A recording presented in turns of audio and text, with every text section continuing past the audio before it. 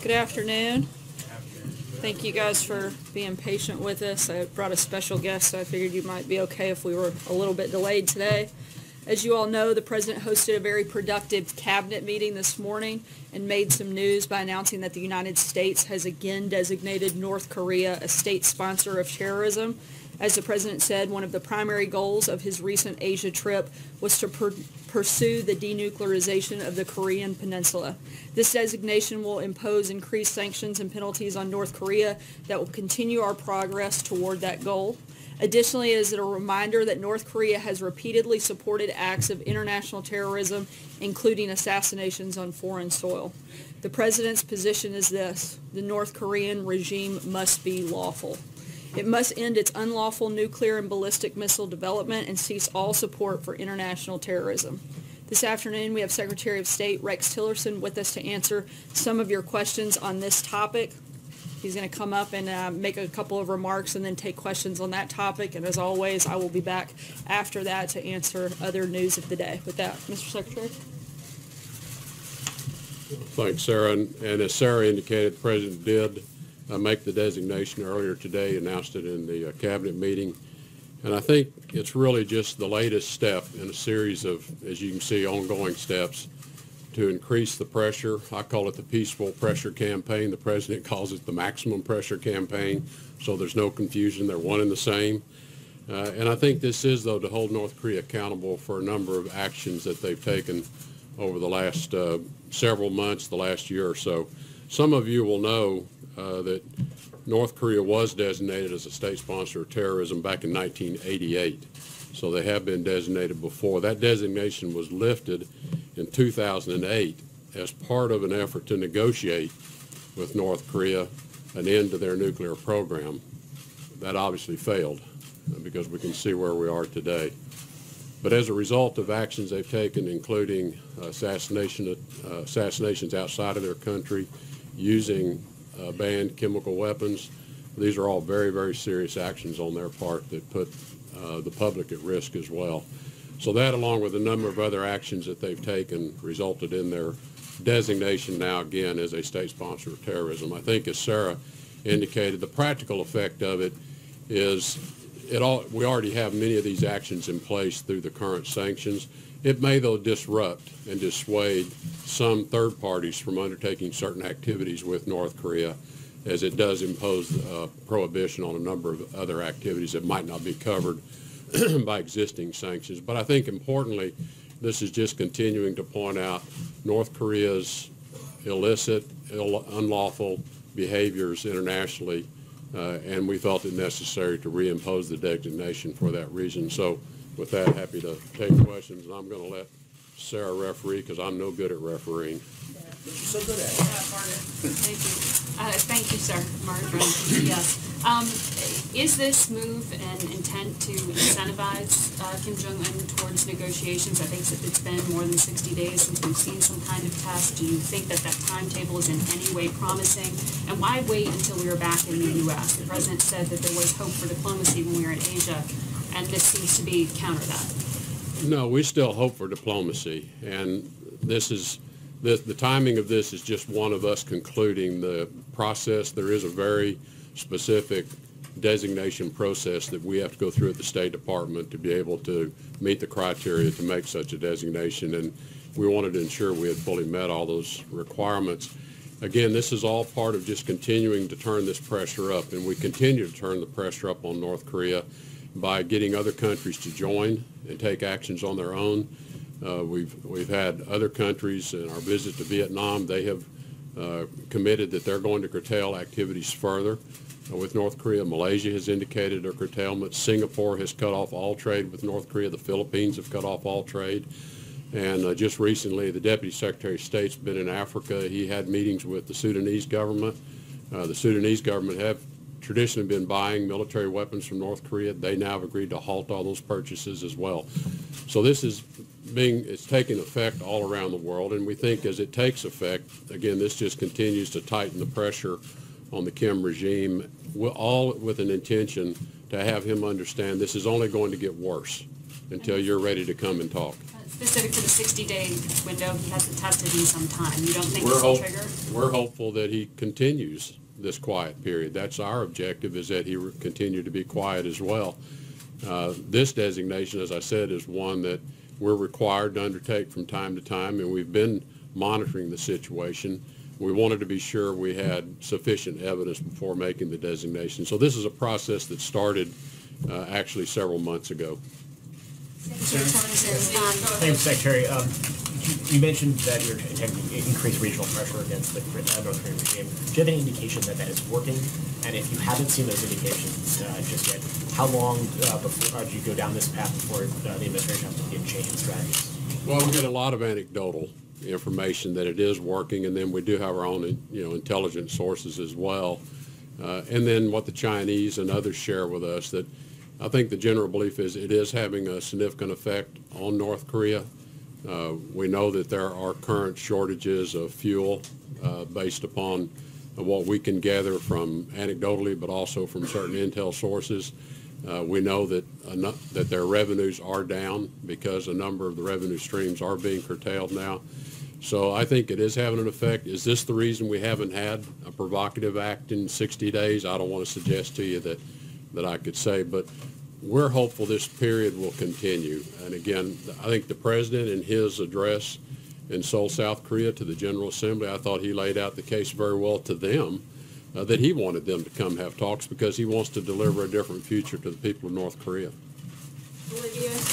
Thank you, Mr. Secretary. I have a couple for you. The first is, can you give us an example of a third-party transaction that is now covered, that was not covered by either existing American sanctions or the UN Security Council sanctions? Well, there could be certain dual-use equipment that may not have been covered under previous sanctions that this would prohibit now a third party selling that dual use. And so, and again, I don't want to suggest to you that the designation is something going to put a whole new layer of sanctions on them, because again, I think we already have North Korea so heavily sanctioned in so many ways with the UN resolutions that have been undertaken. But this will close a few additional loopholes off. You and the President both referred to assassinations, plural. We obviously all know about the Kim Jong-nam assassination at the airport. Can you give us another example of another assassination on foreign soil? I don't have anything that I can share with you specifically. Secretary here. Thanks. There seems to be more unilateral U.S. sanctions against North Korea on the way. The Treasury's going to announce them tomorrow. Have you given up on getting China to agree to an oil embargo? We've not given up, and let me say this with China, we continue to talk with them, first to ensure that they are fully committed to implementing all the UN sanctions, and they have assured us they are, which, as you'll recall, the last round of sanctions imposed a pretty severe restriction on the import of finished products, so fuels, petroleum, diesel, jet fuel, and whatnot. But we have suggested to them, look, you control that oil pipeline that feeds their refinery. You can do that unilaterally on your own if you want to increase that pressure. Whether they're doing that or not, we don't know, and it's very difficult for us to know whether they're taking actions to curtail oil supplies to them. Secretary, earlier today, President Trump said that the Treasury Department is going to be announcing additional sanctions tomorrow. He described it as a very large one, the highest level of sanctions. Can you give us any insight into what those additional sanctions may be? Well, I'd like to leave it to Treasury to announce those tomorrow. They're similar to sanctions we've taken in the past. We're just going out much more broadly now to more entities. But I'd like to leave it to their announcement tomorrow and not jump the gun on them. And do you all see today's announcement as more symbolic or as something that really does have a lot of teeth to it? Well, I think it is very symbolic on the one hand, because it just points out again what a rogue regime this is and how brutal this regime is and how little they care for the value of human life. So I think in that in of itself, I think makes a strong statement of just the nature of this regime. And as I've said, the practical effects may be limited, but hopefully we're closing off a few loopholes with this. Thank you, Mr. Secretary. Maura Eliason from NPR. If China does not agree to cut off oil shipments to North Korea, how can you possibly get enough pressure on them to come Well, their fuel supplies are already quite constrained. And as I said, we have evidence that there are fuel shortages in North Korea. Obviously, the civilians are by and large the ones that can't get fuel, so we see long lines of vehicles at petrol stations. We see certain petrol stations that appear to be out of fuel because they're closed when normally they'd be open. So there are indications that fuel supplies are already quite tight. As you know, they only refined a small amount of their fuel needs internally. They only have one refinery that operates, and it operates at a low capacity. So they were heavily dependent on imports of finished fuel products, which have been constrained significantly with the UN sanctions. But is the Chinese action essential? In other words, do you need China to cut off those oil shipments? I don't know that the cutting off of oil is the magic wand or the silver bullet that is going to bring them to the table. What I would say is that the North Koreans have demonstrated in the past they have an enormous capacity to withstand a lot. They'll make their people pay, but they have an enormous capacity to withstand a lot. So I don't want to suggest that we think that one action is all it would take to get them to the table. Margaret. Thank you. Margaret Talbot with Bloomberg. Thanks for welcome in our briefing room anytime. I want to pick up on Olivia's question about the assassinations. How determinative was that in the specific evidence that you used to make this determination? And I also want to ask you, I think you and Ambassador Haley both spent some time with the president, and that's unusual. I know she was in town today. Can you tell us a little bit about that meeting and any substance that came up there? Well, on the assassinations, the assassination in Malaysia was a significant event that caused us to really begin to look carefully at what else they might have been doing. As you know, that assassination involved the use of a chemical agent, a very dangerous agent, in a public place, and so that really got our attention. One of the things that we wanted to ensure is that we had a sufficient certainty around their role in that particular assassination, so we've been working with Malaysian authorities as well and been in conversation with them. Wanted to let them have their own process obviously play out as well. With respect to Ambassador Haley and I, we were just both in the cabinet meeting today. The threats, I know without getting too much into it that there had been a suggestion from the North Korean media about some violence directed toward the U.S. president. Was that a determinative factor at all in the decision to make a designation? No. Mr. Secretary, Peter Baker, New York Times. Thank you for coming. You talked about assassination on foreign soil using a chemical agent. Russia has been accused of assassination on foreign soil, including using polonium in London. Should they be considered for the same sort of designation? I think we have to consider every country that would take a substance like that and use it illegally. Is there a process like that going on right now with Russia? I don't want to comment on that. Mr. Secretary, Trey Yanks with One American News. Two quick questions for you. How do you balance the impact of sanctions? You talked about the people of North Korea paying the price. Is this something you're considering when you talk about more sanctions towards the regime of Kim Jong-un? Well, it's always a difficult choice you make when you impose sanctions in terms of who's really going to bear the burden here. The truth of the matter is the people of North Korea already live under enormously difficult conditions. And I think what we're focused on is a mission that's going to change North Korea's trajectory, change their path. That's the best way we can help the North Korean people in the future, is to have Kim Jong-un reverse his nuclear weapons program, allow us and the rest of the world to then engage with them in economic activity that will ultimately provide a better life for his people. And my follow-up question, do you believe that the United States is running out of diplomatic options to respond to the nuclear threat of North Korea? No, I do not. We've got time for one last question. John Gizzy in the back. Thank you, Mr. Secretary. You talked about the limited intelligence on North Korea and on the regime. Is there any evidence of any dissent in Pyongyang at all, or possibly reaction against the current government by other members of the Kim family even, or other opponents to him? Well, I want to be a little careful about how I answer that. What I would comment on is you're well aware of a number of executions that have occurred within his inner circle and within many of the military people that are close to him. So I'll leave it to your own interpretation. Thank you, Mr. Secretary. Thank you.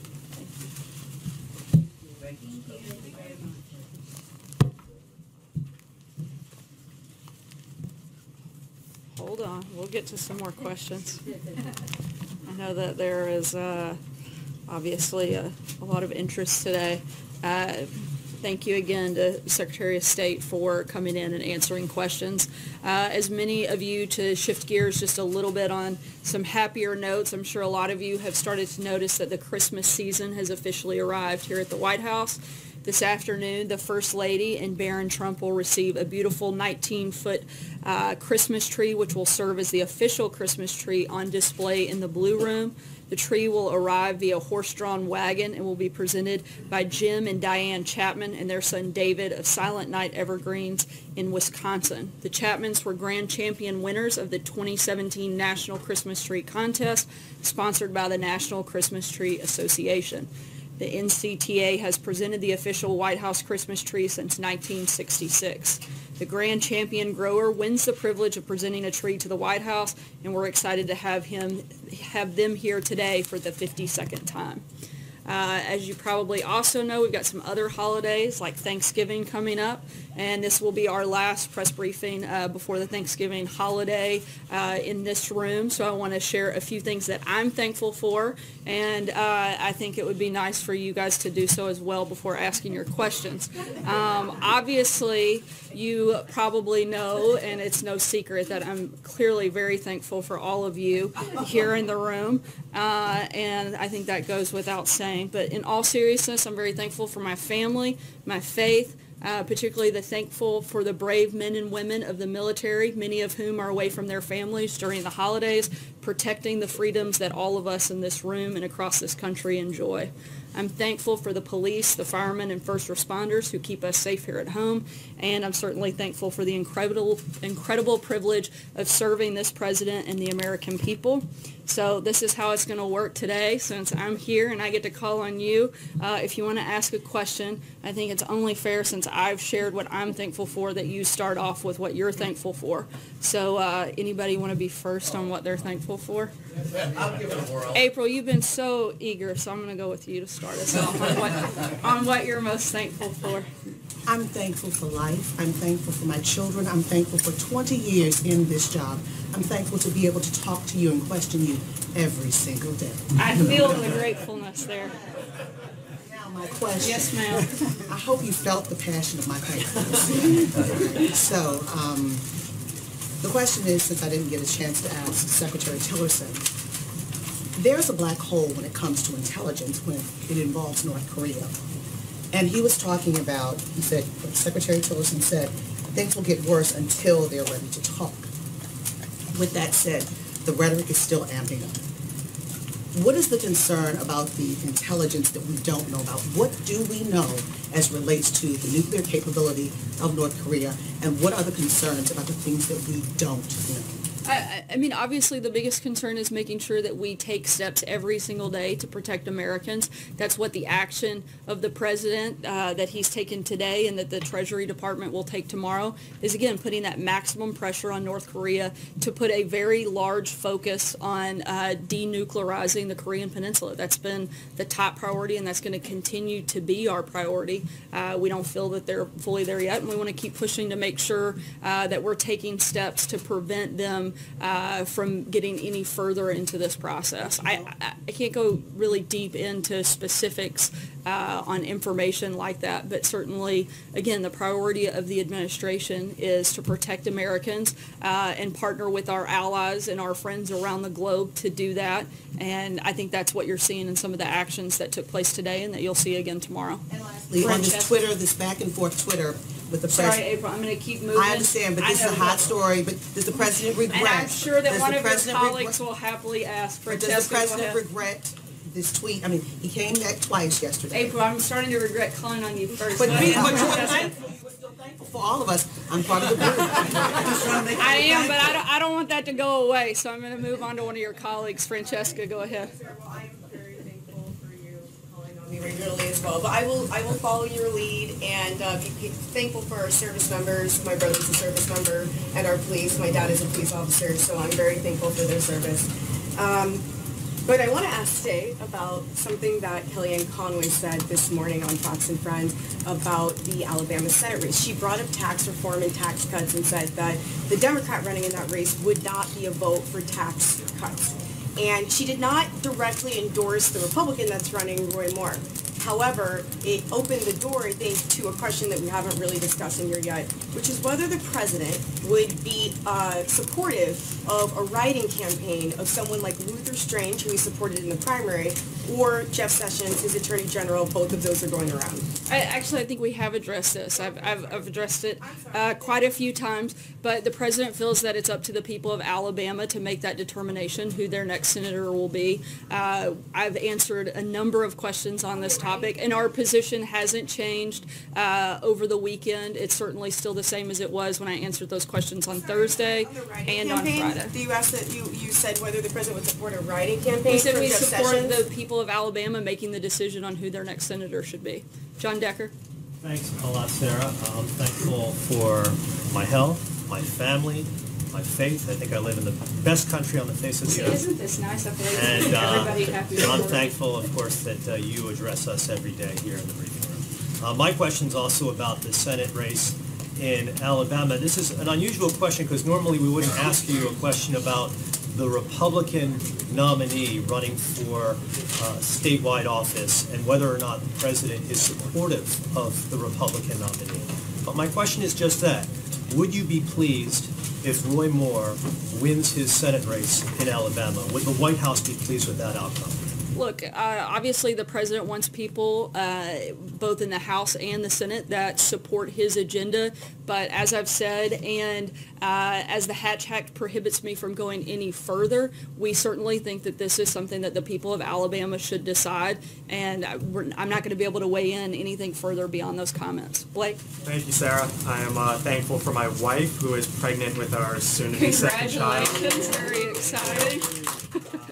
Thankful for my family, my parents. Good luck. Number 2 only gets a lot harder. Having a bee this week, I'm thankful that they sent me to the University of Michigan and not Ohio State. Go Blue. I'll get that out there. My question is on taxes as well. The president seemed to suggest today that Democratic help is all but gone for. Do you still think that you can get Democrats on board? We'd certainly still like to. Frankly, I don't know why Democrats wouldn't want to support tax cuts for the middle class. As we've said many times before, seems like something they should be running to cast their vote for, and we'd certainly welcome their support if they want to get on board and help that effort. Cecilia. Thanks, Sarah. I am thankful for the First Amendment. Oh, yes. We're thankful for that. Kellyanne Conway today here. I think we all are. What part of it, though? Kellyanne Conway, I want to ask the Kellyanne Conway question a different way, though, because she was here on the North Lawn, and she said that she warned Alabama voters not to support Doug Jones, not to be fooled by Doug Jones. So is that the position of this White House, that voters are better off voting for someone accused of assaulting teenage girls than a Democrat? Look, as I've answered, I think even for the 3rd or 4th time just today, as well as 10 or 15 times on both Thursday and Friday of last week, the position of the White House hasn't changed. We feel like the people of Alabama should make the determination on who their next senator should be. But she made a clear suggestion over who they should vote for. And I'm giving you the answer to the position of the White House. Jim? Sarah, well, first of all, I'm grateful for my daughter and my family, and the fact that I went to the Ohio State University as opposed to Michigan. We'll let that slide. But my question is, does the president really regret intervening in the case of the UCLA basketball players? And what message does that send to other U.S. citizens who may be held captive by a foreign government? Look, the president was certainly very glad and thankful to see the release of the 3 UCLA athletes by the Chinese government. And frankly, it's really fortunate that the president has built a strong enough relationship with President Xi of China that he was able to help secure the release of the American citizens. Whenever the president is able to use his office and those relationships to help American citizens held overseas, he's certainly going to do that. And again, certainly the president was happy to intervene. And I think he's made that clear by taking that action upon himself to do that without being asked, and certainly something that he's done several times in these brief, short 10 months that he's been in office, where he's secured the release of several American citizens and brought them home. Steve? Yeah, Sarah, I'm thankful for surviving our 12 days in Asia in one piece. I'm happy to be back here. The president has not made a weekly radio broadcast for more than a month now. Have they been scrapped by this administration, and if so, why? No, we're always looking for different ways. We received quite a few comments and a lot of feedback that the weekly address wasn't being used to its full potential, so we're looking at different ways that we can revamp that and make it where it's more beneficial and actually gets more information out. We'll keep you guys posted as those details happen. I know there certainly will be a Thanksgiving message. I'm not sure on the specifics in the date, but I'd be happy to follow up with you on that front. Jenna? Sarah, I have a really quick Roy Moore question, and then I want to ask you about welfare reform.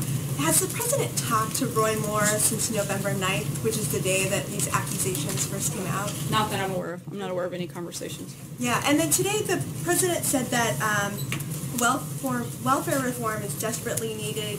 It needs to be reformed. What exactly is he talking about? Is he talking about food stamps? Is he talking about Medicaid? What is he talking about in that comment? I think there's no secret. The president has spoke about this during the campaign and something that he's mentioned briefly since taking office. And when we have specifics on what that will look like, we'll certainly announce them and roll them out. I don't anticipate that happening over the next couple of weeks. We're very focused on tax reform and making sure we get that done by the end of the year. But this is something that the president has a great deal of interest in, and I think you can count on probably the first part of next year seeing more specifics and details come out on that. Zeke? Thanks, Sarah, for the question. You mentioned on Friday the president released an expanded list of potential selectees for the Supreme Court should a vacancy open up. Number one, if you elaborate. You did break the rule of not offering anything. Thank you for the question. Can you explain to me a little bit why the president felt it was necessary to add to the list that he put out during the campaign?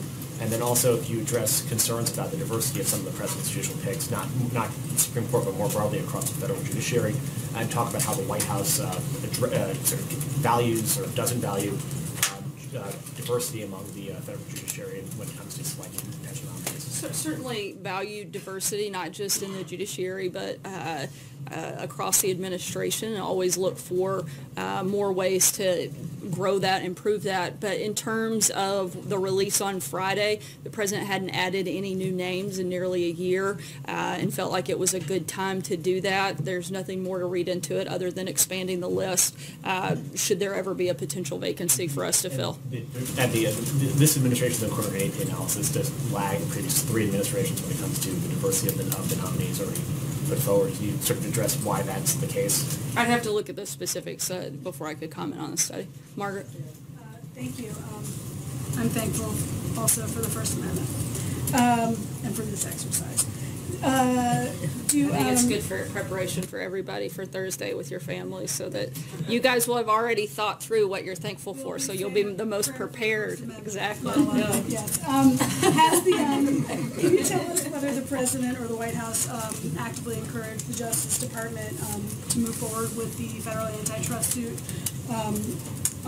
against AT&T Time Warner against the deal that's been announced today? No, I'm not aware of any specific action taken by the White House. Do you have a view on that? You're saying on the front end, no. Would you have any statement about that now? Not at this time. Sarah. Me. Well, first, my gratitude. I'm grateful to have the opportunity to fill in for our chief, John Roberts, and I'm grateful to only have a month left. One in the oven, so it's my first. I've got a lot to learn. My question is back to the UCLA basketball players. President Trump over the weekend, he called them ungrateful. And I'm just curious because, the players have already apologized in their briefing last week. So what more would President Trump like to see from them? What would satisfy him? Look, I think that the president, like I said, was happy to intervene. I think it was less about the players, and the father of one of the Americans released seemed to have a problem with it. Frankly, it didn't seem like the father wanted the president to intervene, which I think would have been a sad thing if he hadn't, most likely. And Matthew? Does he believe that he really should have left the players in jail? Or? No, I think if that's the case, he wouldn't have taken the action that he did, and certainly acted in order to help get those individuals released and brought back to the country. Matthew? So, following on that, if that's not how he feels, then why did he say that he should have left them in jail? And Look, what are we supposed to take from look, that? the president it was a rhetorical response to a criticism by the father. Again, I think the president was happy to see the release of these individuals and have them back in the United States. We'll take one last question. John Gizzi. Thank you, Sarah. I'm thankful for the position I have and the colleagues who are my friends. I'm thankful for my father, 96 years old and going strong, and to my wife, my heroine, thankful to her for saying yes on the fourth request. My question is about Zimbabwe. Great segue, That's the best pivot I've ever seen. Yeah. Will the administration recognize the new regime that apparently is being led by General Chiwenga in Zimbabwe, and will there be any interaction with the new government in Harare, specifically about their cutting back on the influence of China and North Korea in their country? I don't have any announcements on our relationship with Zimbabwe at this time, but certainly we'll make sure and keep you guys posted. Again, want to wish everybody a happy Thanksgiving, and thank you for participating in this very fun exercise. We'll be around today and tomorrow. Thanks, guys.